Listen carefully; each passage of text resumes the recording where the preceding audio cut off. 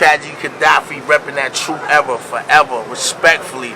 Tune in, stay tuned. We with that Gully TV. Everything Gully, everything ooh-ah. 2-5, Queens finest. If you tuned into me, you watching Gully TV. Yeah, you already know. Here before me lies a Philadelphia legend. Hey, Ness, when you hear that word thrown around, how do you take that? When you hear people, I ain't talking about you. I'm talking about they try to just give it to anybody. Yeah, they do try to give it to anybody. I think it's something that you can't call yourself. You can't be a self-proclaimed legend. I think the people, the community, the culture got to speak for you. Right. So I think it's lame when people say, I'm a legend and I'm a legend. Nah, that's something that the people, right, people give you that title. So yeah, now people throw it around a lot. One of the things that I'm very, very impressed with is your longevity. Tell me how you continue to keep it up, man.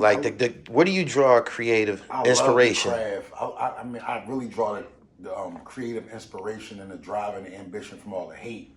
People just saying you can't do it and you older now and you missed your time and it should have been like this and it should have been like that. That's where 90% of, you know what I mean, right, my fuel come from. Naysayers. Yeah, naysayers. The other 10% is just like a love for the craft, just a genuine, pure, unadulterated love for writing and crafting and rhyming. Right. It seemed like you've had 1, 2, 3 lives. You know what I'm saying? Like every time I turn around, man, whenever hip hop transitions, here come Ness again. You know what I'm saying? Like you keep on surviving and shit, man. Tell me how you've been able to keep it going. Like, and what I mean by that is hip hop seems to change, drill, auto tune, this and this and that. What did you do to, you know what I mean? I think my case is a special case. Well, I don't say it's a special case. My case is a case whereas I live in Philadelphia. You can see, like, it's a Commonwealth city, it's industrial, jobs is, scarce. The economy is not that big of a market here. I think we like 5th or something. Right. Make a long story short, it ain't too many options here. So Philly, once you do get an option and you don't go through that window that the people think you should have went through, right, they just count you out. They just kick you while you down. So my case is my own city and my peers just kicking me while I was down, and they just kicked me one time too many. Right. So they kicked me back in the fight. Now I'm up, I'm swinging, I'm punching, I'm doing it. Like sometimes when you think something is dead or you proclaim something to be dead or washed, just leave it there. Right. Stop poking it with the stick. So that's my case. People just ridiculed me so long. Now I'm back in the fight now. Now y'all got to deal with this shit now. Right. Because like y'all should have just left me alone and let me drift off into obscurity. But by y'all saying, you ain't shit, you ain't shit, you ain't shit. You sound old, you sound outdated, you look old, you gain weight, you this. I'm like, man, fuck that. I'm gonna take everything they said and just use it against them. So how have they been receiving you? You fighting through the screens. Before the eyes used to go down like, Ness, man. And then now I see the eyebrows go up when I walk through the door. So it's definitely progressing. It's definitely the energy starting to switch over. Okay. Because niggas gave me the hard way to go on everything. The cheesecake, the fighting, the for puff, how that didn't work out, the way I looked, my image, the way I dressed, everything. They just gave me a hard way to go to anything. And they still do. I didn't really score real too big with the ladies. So my fan base is street niggas. Right. Niggas from the projects, niggas from the hood, niggas from the block, niggas from that didn't have them options. So that's who I'm speaking for. Right. So if I don't win those fans over or have that core audience, then I really don't have no fan base at all. So with me reinventing myself with the freestyles, that was only paying homage to my core audience, the DVD era and all that. Now it's gotten to a point where nigga, we tired of hearing you freestyle. Well, we love the freestyles. What's up with the record? Yeah. Now, my answer to that is stop being part of the problem. Be a part of the solution. Facilitate the record. You know I'm a good writer. Give me the record already structured. All I got to do is write the rhymes. Yeah. Everybody with a record. But like in this day, age, and time, and this climate of the culture and the industry, nobody's going to help you. You just got to get the record yourself. Let me ask you something. Do you have a problem writing a record? No, I think I have the record. Okay, I think I have the record, but the hood has to pick the record. I can drop 5 freestyles, 2 mixtapes, and 3 whole bodies of work. The people have to pick the record. Right. I can't pick the record. The people got to go through your catalog and run the numbers up on a record that they think is your best record. Right. What is your description? Are you a battle rapper? Are you an MC? Like you a combo guard? I'm Like MC. I'm a staple of what an MC should be. I don't belittle anybody that doesn't do anything that I don't. Like I don't belittle you if you just rap and you don't battle rap. I don't belittle you if you just battle rap and you don't regular rap. Whatever you do is still a form of the culture, and it's still a form of one of the purest forms of the culture. So I'm everything. I believe if you're an MC and you can battle, you battle.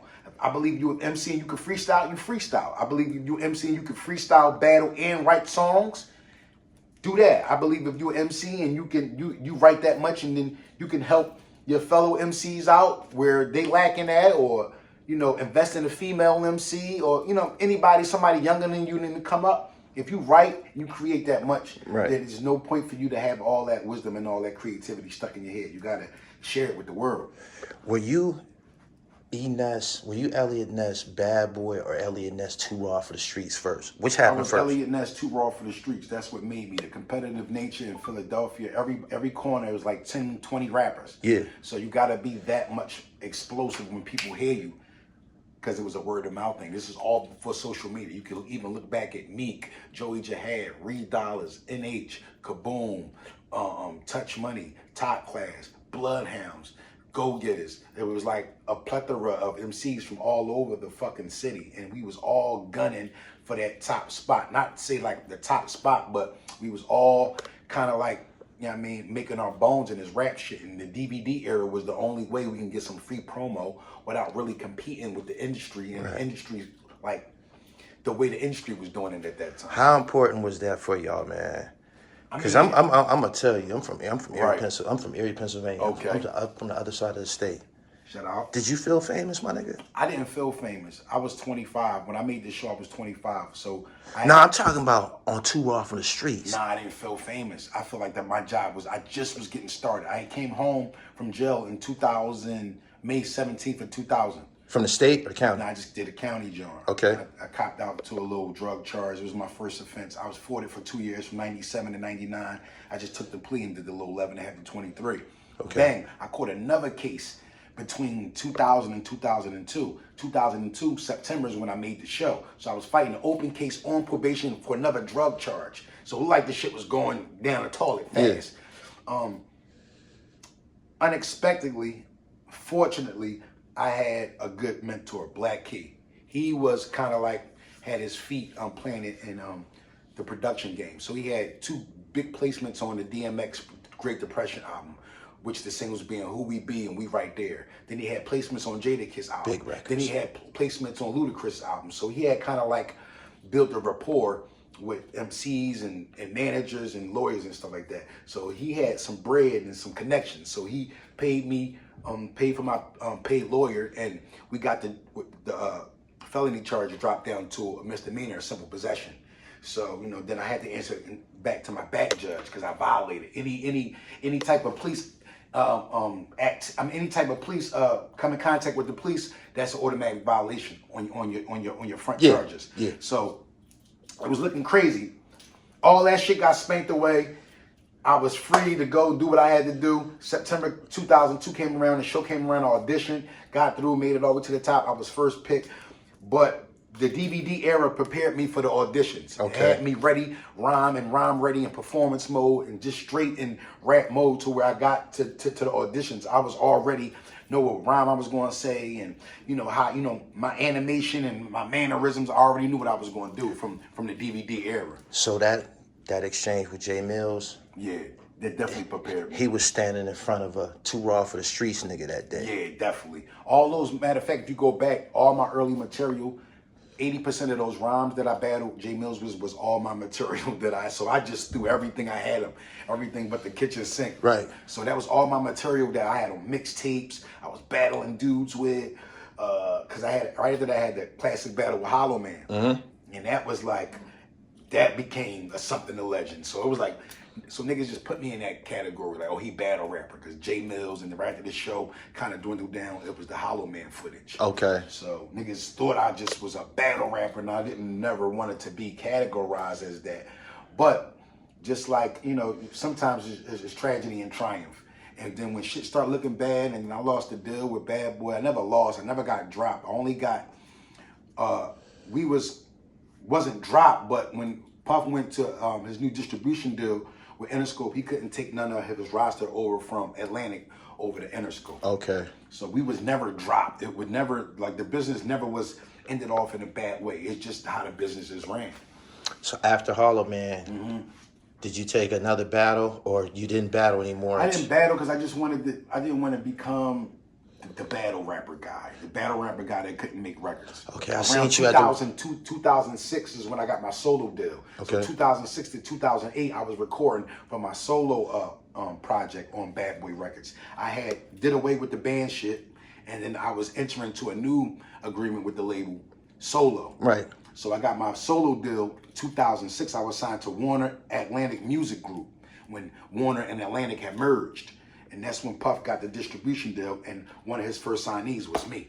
So 2006, 2008, I was recording for my first project. And in 2008, the middle of 2008, I had got a contract for the World Series of Hip Hop to battle Jay Mills. Jay Mills didn't never agree to the contract, and his substitute ended up being my sign. So that's how I got pulled back into the battle rap culture. Okay, Yeah. I was there. I was there. Okay, I was there. I was there that night. Yeah, Okay, yeah. We was all there. Me, Joey Jihad, K Dot. Rest in peace, Maserati Fox was there. Yeah. Of course, motherfucking Cuba Links was there. Whole Bang Bang You know Boogie what was I'm in saying? there. Bang Bang Boogie was there. The whole BX was there. Shout out to Joe Buttons and Mickey Fax. They was Yeah, there they was too. both there. Yeah, I got them guys on camera. Yeah. Yeah. Was you impressed with your performance that night? Nah, it was kind of rushing. I was still in like my DVD era, and I didn't know battle rap was ascending down into the talkative and the breaking it down, and so I was just my rough and tumble DVD self. But it worked, and I did talk about when I just didn't feel as though, you know, as far as being a battle rapper and just being a rapper, period, you always have to stay 2-3 steps ahead of where it's going. Right. So if you don't transcend as easily as the people think you should transcend and ascend into the new battle rap format, then it's kind of like, nigga, you kind of outdated. So the material that I spit with my son, it was good, but I could have slowed it down a little bit more and could pronunciate it a little bit more. But the energy was priceless. The energy was priceless. Yeah, I was there. Shook the room and shit. Energy was priceless. Between Matter my of fact, fun fact, URL was the cameraman for that event. He wasn't even who they are today as being an imprint. URL, the battle rap format they are now. They was actually like how what do I say? Avocado or one of the guys that used to like do the film work for the battles. They was actually filming all the battles and doing a commentary behind the battles, which you would know now today as blog sites. People that come and to the battles and interview the battle rappers, they was doing that back in 2008. Yeah, I remember seeing that. I remember that. When we didn't get money, because I won, it was supposed to be $25,000 to the winners and $10,000 to the losers. Nobody got paid. I made them give me a $5,000 advance on the money, period, because I was signed. Yeah. Because I ain't want to hear nothing about, so I took a $5,000 advance towards. So you got something. I got something. I was the only person that got so, something.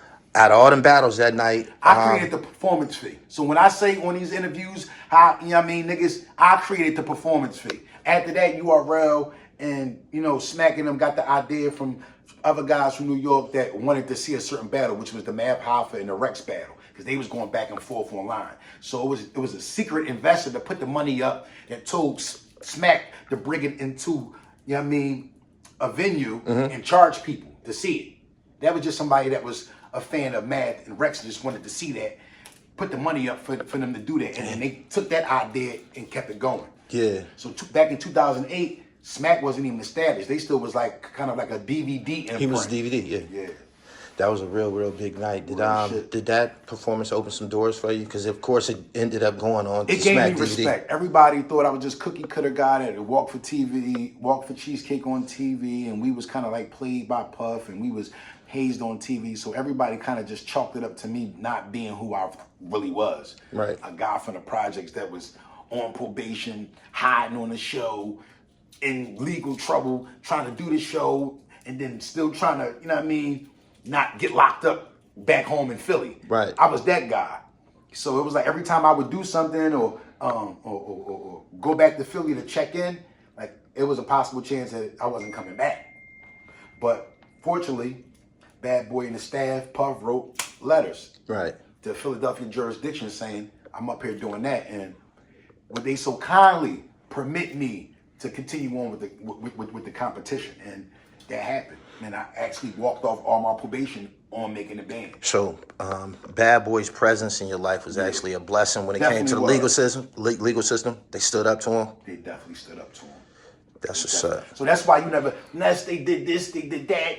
It should have been like this. Yeah, we all can sit back and talk about how it should have been. Yeah. But I'm still alive. I'm still breathing. I'm still healthy, and I still get up every day and attack it like back in 2002, I seen a recent 2003. piece where you said something like, Yeah. you the one that never bashed him or never said anything derogatory. I mean, I'm not saying it as a flex. I just don't think, like, as a grown man and 20 years later, you shouldn't really be talking about what another man did. I mean, you can live with it, and you know, as long as you want to, because that's your story. Right. But I can't keep holding on to that because there's so many opportunities and so many people been born and so many jobs has been lost and given to the next person that's been passed so many generations that you almost a new artist.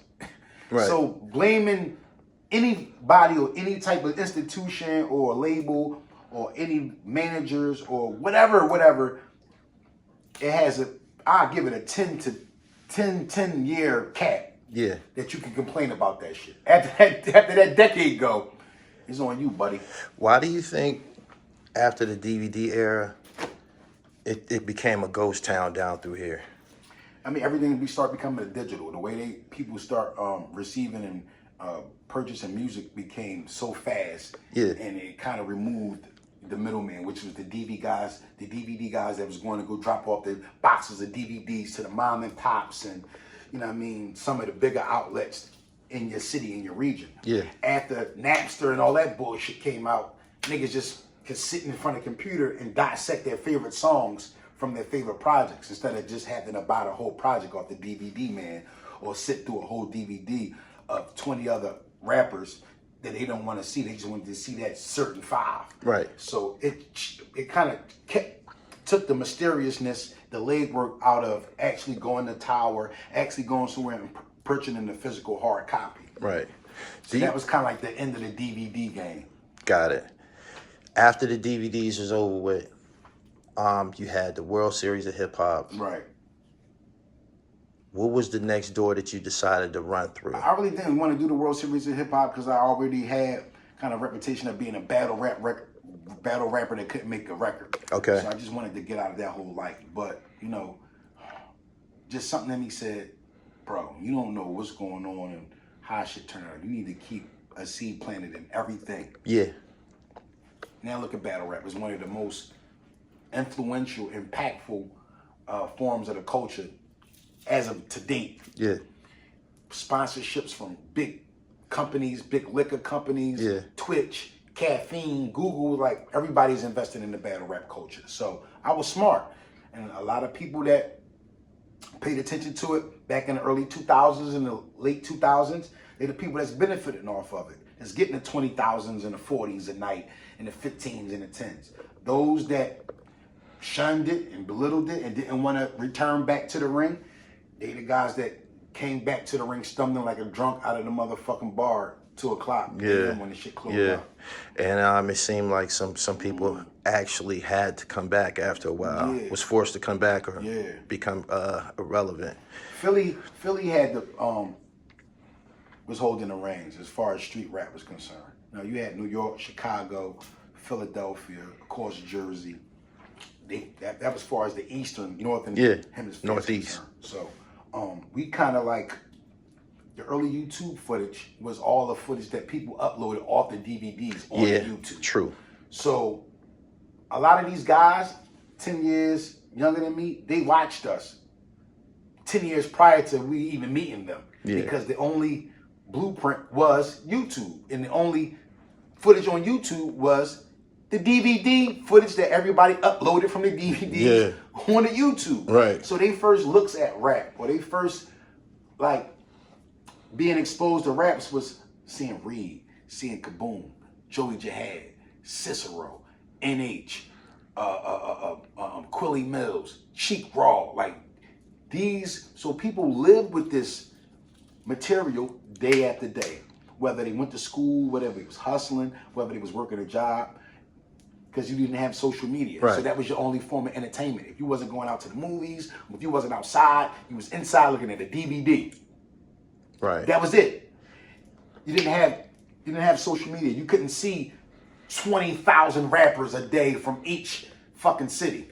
You just had the rappers that was in your city. Right. Because that's what you was exposed to, and that's what your money could buy. You couldn't go out into these other markets and go to the concerts and all. You had to look at the artists that was shining and artists that was coming up through a DVD. Okay. You named a group of guys. You named about 12 MCs. Mm-hmm. Why did it seem like they never left this region? Your peers. You just named them. Kaboom, Cheek. I learned something that I don't know. To this day, just people just don't get it. I've never been successful until I left this city. Nobody has never invested in me. I wouldn't say nobody, but nobody has really took a chance on me investing in me and really developing my craft until I left the city. Like people would hear me rap all the time, yo, you crazy, but they wouldn't do nothing. It's until I went to New York, or auditioned for a show, went over here to rap for somebody. Anytime I step right outside of the city, one pinky toe, shit start moving. When I'm here, stagnated. That's why I found out early on in the game that some of my other peers and MCs, they really didn't pay attention to that. I don't know what it is. I don't know what it is, Ness. Yeah. I called 6, 7 MCs today. Right. You're the only one that made it thus far. I came here to interview basketball players. Okay, right. But out of the MCs, and this only happens here. When I go to New York, I get bum rushed. I know. You know what I'm saying? Same with Atlanta and shit. DC too, like I get bum rushed. Yeah, I can imagine. This is real big right now. Well, this is what I want to say about this. At a time in your life, you really got to know what you want. Do you want to play with it, or do you want to act like you playing with it, or do you want to just play with it, or do you want people to think that you serious and not serious, and right, just string them along? You got to really, like, in life, you really, like, it comes to a point in time, you really got like, yo, this is what I want to do, this is what I don't want to do. And people are not stupid. They can detect when you stringing them along and you dragging it, and you're not really being genuine on what you want to get done. So I made the decision long ago. As soon as I came out of jail, I did not want to go back to jail, and I didn't want to die in the streets of Philadelphia or anywhere, or in the streets of any city in fucking America behind something that I could have prevented. We all have a God-given talent. We just got to unlock it. Whether some people know how to fight, some people know how to dress, some people know how to cook, some people know how to style, some people know how to. I mean, we all have that one gene that we can take care of ourselves with for the rest of our life. Right. You got to lock into that. It's a sin not to lock into it. True story. So when you have a talent, and when you have an ear or an eye, or you good with your hands, you have to pay attention to it, because that's God giving you a sign that this is how you're going to take care of yourself and your family for the rest of your life. No doubt. And people don't pay attention to the sign. It's just one story real quick. Guy, he's sinking in the little raft boat. You know what I mean? Angels come out the sky. Yo, God gonna help you. Sit tight. Boom. Cool. God gonna help you. Sit tight. Big ass cruise ship come past. They tried to throw him a lifesaver. He rejected. No, God got me. He gonna come save me. Another bigger cruise ship than the one before come past. Throw him a raft. No, I'm cool. They're in a triple decker, the biggest cruise ship ever. Right. Yo, you gonna die. Your joint is drowning. No, God said he got me. The angels came out the sky and told me. The nigga ended up drowning. So when he get to heaven, he said, God, I thought you had me. He said, nigga, I sent you 3 fucking ships. You ain't taking these one of the motherfuckers. So sometimes you can't look how the blessing is coming. You just gotta pay attention to the blessing. Get on that ship, man. Get on that fucking ship. That was a crazy parable right there. I'm glad you shared that. Are you bothered by questions about Bad Boy doing interviews? No, not at all. Not to cut you off. I interviewed Granddaddy IU one time, and he was telling me how R.I.P. to Granddaddy. R.I.P. to him. He was telling me how his song "Something New," it did things for him. He's known for it, but he was like, man, because of that joint, man, people never wanted to look into the other dope shit that I did and shit. You know what I'm saying? Here like, we go. Now we're talking about this. This is where you set into that one-hit wonder thing. See, and that one-hit wonder thing is a sticky place. You could be trapped in it, or you could let it consume you, or you could be trapped in another way where it could consume you trying to outdo that. Right. Instead of just being an artist and doing what you normally do, because that's how you came up with the one-hit wonder. Just being you. Being you. So all that shit is a mental thing. It's just a mental block out. It's just had you in a mental space stuck thinking that you only gonna be known for this record and that people not going to really tap into your other bodies of work or your other forms of creativity. No, you got to point them in that fucking direction. Tell them, go get this. Right. I could do this and this. And that's why I battle rap to show people it's different layers to me. It's not just 1, 2, it's 3, it's 4, it's 5, it's 6. That's why I got the cheesecake. Everything that people try to put in like on the table to mock me and to belittle me. Now I'm just flipping it and putting it right back in your face. And right. Now you got to buy it now. Right. So I got the cheesecake company. I got the merchandise company, the E-Ness online, the E-Ness the brand, the Lou Gang shit. I like that, man. You working. You working. That's why this interview took place. And I learned from other guys around my age or close to. I learned from the Bennies, the Conways, the West Sides, how they get on the road and they build their fan base up and build their core audience and make sure they sell them the merchandise and, you know, direct them to the right place where to purchase the merchandise. Right. All that helps. All that helps. Your Spotify page, your plays, all that shit, man, is the way that you could track it on your phone. Like everything comes from your phone. And once I start going down the rabbit hole of the internet and social media, I start looking at these guys. Why Tekashi was so successful. How Cardi B got her start. All these people got their start from internet shit. Right. Freestyling in the fucking car. Doing shot fucking creative content. All this type of shit. And then they just kept building a fan base to where their fan base picked a record for them. Yeah. They picked a record for them. Yeah. So you can make the most sloppiest fucking horriblest record to your ear. Yeah. The people might love it. It might be your greatest. It might change your life. Then you might compose something that you think is the best shit that you ever composed, and niggas be like, nah, that's all right. That's all right, man. Seen it happen. So you just got to put out as much material as you possibly can and let the people pick the record. No doubt. Last thing I want to ask you tonight is Game 1, Philly versus the Boston Celtics on the road. Versus Beantown. Yeah, on you know, the road. I'm taking Philly, man. You know, I'm taking Philly. Shout out to Hart and shout out to Joel. I hope he's healthy and stay healthy the remaining of the the playoffs. Right. And you know, we just got some good guys, man. Some good shooters. We got Maxey, we got Tobias, and you know, Harden is there playing his role. Joel is like the elder statesman over there. Right. He's doing his thing. So we should get past this series too. The Philly sports team's been doing a thing the last couple years, baseball, football. We got to the bowl Yeah. last year. Then 2016, we won a bowl. Then the Phillies won a pennant, 2009, 2010. So we've been bringing some shit back home for the last decade now. No doubt. We've been scoring some, we've been putting up some points the last decade. Shout out to the city. Hey, tell my viewers where they can find your merch at, how they can support E-Ness, how they can book you for shows, all of that. Shout out to Gully TV, first and foremost, always coming to the city, always coming to the region, repping and shit. All you rappers that ain't coming, this is media, this is real important. How niggas gonna know what y'all doing if y'all don't in front of a camera telling people what y'all doing, what y'all got going on. So you can find me on Instagram at E-Ness_215. That's my second page. My first page got hacked. I didn't cry over spilled milk. I just built another page and they rewarded me with another blue check. No, I didn't buy it. Yeah. All y'all niggas buying these blue checks for what? Just work your page and they give it to you for free. But you definitely can catch me on Instagram at E-Ness_215. On Facebook, E-Ness Mathis, and I'm on Twitter at 215 E-Ness on Twitter. Make sure y'all hit me up on all those social media platforms, and you can hit me up on my personal email, ness215@gmail.com. That's NESS215@gmail.com. Make sure y'all follow me on these platforms. I got the Ness Cheesecake page popping. That's at Ness Cheesecake on Instagram also. And E-Ness the brand, that's also on Instagram. E-Ness the brand. No doubt. Let me get a drop and we're going to get up out of here. I appreciate your time. Yo, shouts out to my guy, Gully TV. This your boy, E-Ness, King of Rock and Roll, Lock and Roll. Philly Spitter. My man. Yo, you know the vibes. Uncle Ralph McDaniels, Video Music Box, Lord Nez in the building. Yeah, Queens get the money, baby.